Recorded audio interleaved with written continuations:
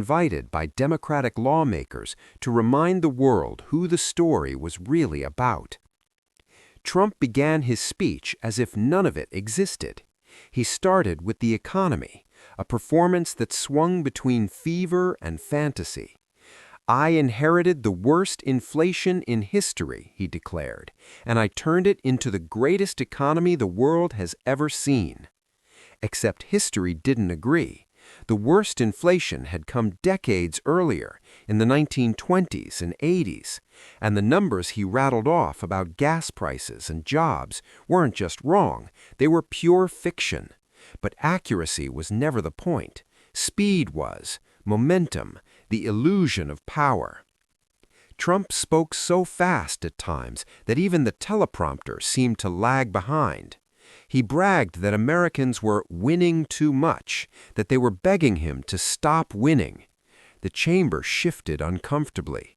This wasn't policy, it was theater.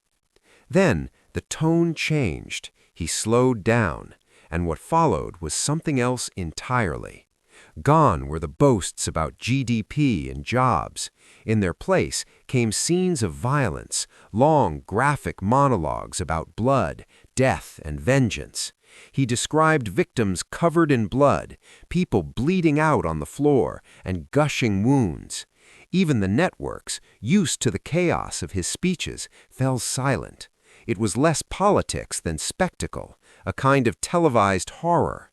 At one point, he told the story of a woman allegedly attacked in North Carolina, claiming the assailant had crossed the border because of open borders.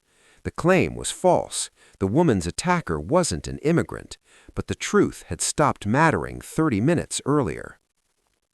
For the next hour, the speech dragged on, an unprecedented length, shattering records for the longest State of the Union in U.S. history. Analysts later said he seemed to luxuriate in the gore, stretching each violent vignette like a showman, savoring applause.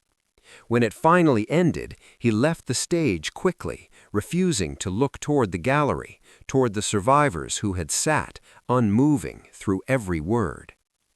Below them, chaos.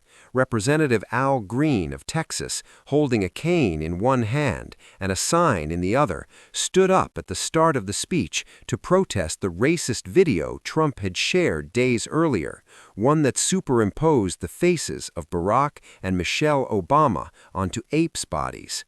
His sign read, "Black people aren't apes." Security moved in almost instantly. He was escorted out, but the message lingered, hanging over the chamber like smoke. By the time Trump exited, the cameras were already turning toward the Democratic response. But in the corridors, the conversation wasn't about taxes or inflation or even immigration. It was about the other story, the one his administration couldn't outpace. The missing files, the woman's interviews, the case that wouldn't stay buried. As Senator Cory Booker told reporters hours before the speech, Donald Trump is violating the rule of law. He's violating judicial orders. He's taking our children. He's violating our